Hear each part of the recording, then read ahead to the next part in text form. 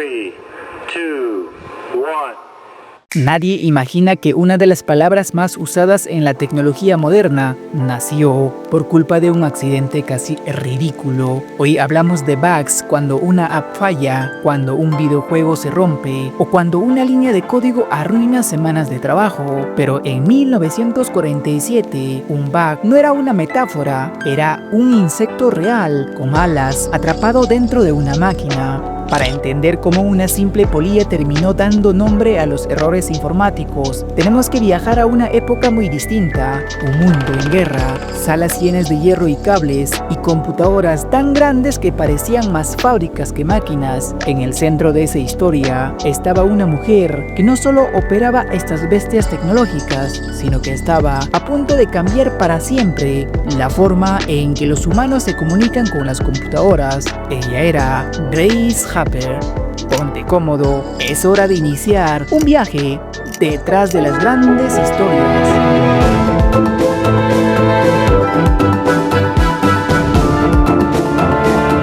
Esta historia inicia con la legendaria Grace Hopper, matemática y oficial de la Marina de Estados Unidos y pionera de la programación. Grace mantenía el Mark II, un superordenador del tamaño de una cancha de baloncesto.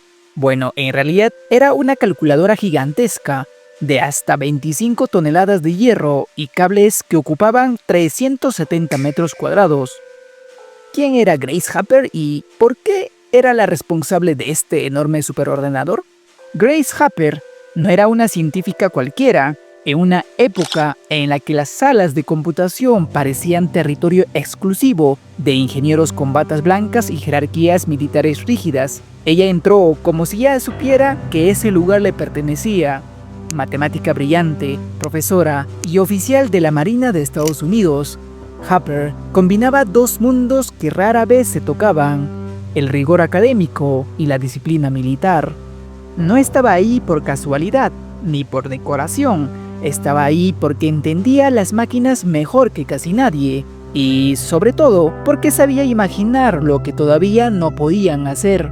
Ese enorme superordenador, gigantesco, ruidoso, lleno de cables y paneles, no era solo hardware bajo su responsabilidad, era una promesa. Hopper trabajaba con máquinas como el Harvard Mark I, sistemas tan complejos que solo unos pocos podían operarlos sin cometer errores catastróficos. Mientras otros veían números y engranajes, Grace veía instrucciones, lenguaje, ideas. Fue una visión la que la convirtió en la persona indicada para estar al mando. Alguien capaz de traducir la lógica fría de la máquina en algo comprensible para las personas. Por eso Grace Hopper fue responsable de esos superordenadores, no solo por su rango, sino por su mentalidad revolucionaria. Fue pionera en la idea de que las computadoras no debían ser entendidas solo por máquinas, sino también por humanos. De esa obsesión nacerían conceptos que hoy parecen obvios, como los lenguajes de programación, pero que entonces era casi una herejía. En medio de salas llenas de hierro y electricidad, Grace estaba construyendo algo mucho más grande: el futuro del software. La máquina de Harvard I surgió en plena Segunda Guerra Mundial. Estamos hablando durante los últimos años de la guerra.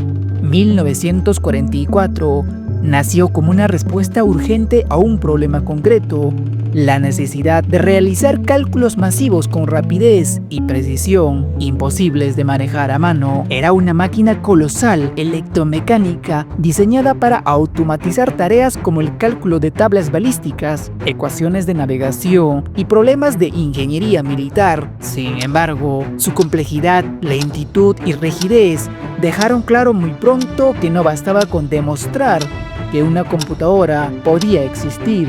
Había que hacerla más rápida, más confiable y más precisa.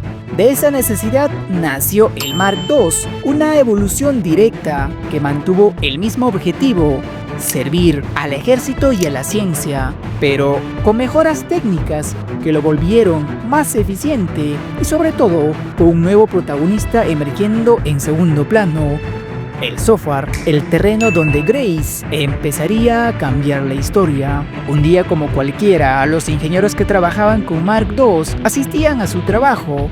Este día era el 9 de septiembre de 1947. Aproximadamente a las 3:45 de la tarde, alguien del equipo de la prestigiosa Universidad de la Costa Este escribió una nota en el registro de uso del Mark II. Este decía: encontrado el primer caso real de bug. ¿Qué era ese famoso bug?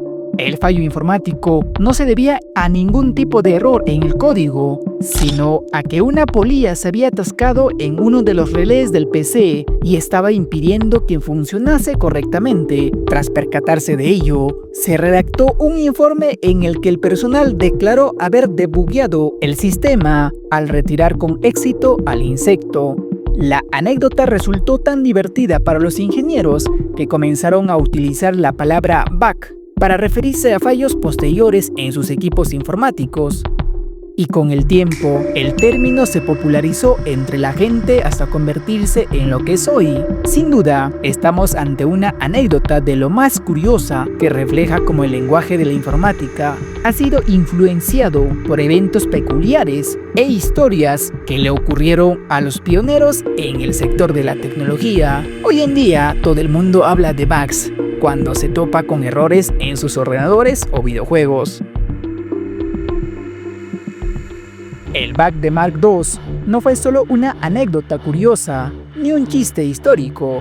Fue el símbolo de una era, un recordatorio de que las primeras computadoras nacieron en medio de la guerra, construidas para calcular trayectorias, optimizar armas y ganar tiempo en un conflicto global donde cada segundo contaba. Y aún así, incluso en ese contexto tan frío y militar, había espacio para el error y para el ingenio humano. Grace Hopper entendió algo que muy pocos vieron en ese momento, que el verdadero futuro no estaba solo en máquinas más grandes o más rápidas, sino en hacerlas comprensibles para las personas. Mientras el mundo se preparaba para nuevas guerras, ella estaba sentando las bases de una revolución silenciosa. El software, los lenguajes de programación y la idea de que una computadora podía entender instrucciones humanas. Hoy, cada vez que hablamos de bugs, estamos recordando sin saberlo aquella polilla, aquella guerra y a Grace Hopper, una mujer que en medio del caos ayudó a transformar máquinas de guerra en herramientas de creación y que, sin proponérselo, dejó un pequeño insecto volando para siempre en la historia de la tecnología. Si esta historia te gustó, te invito a ver este otro video donde contamos cómo nació la programación en una fábrica de telas, quién fue la primera programadora de la historia, la mítica máquina de Alan Turing y mucho más. Haz clic aquí y sigue descubriendo cómo empezó todo. Como siempre, nos vemos en un próximo video. Chao, chao.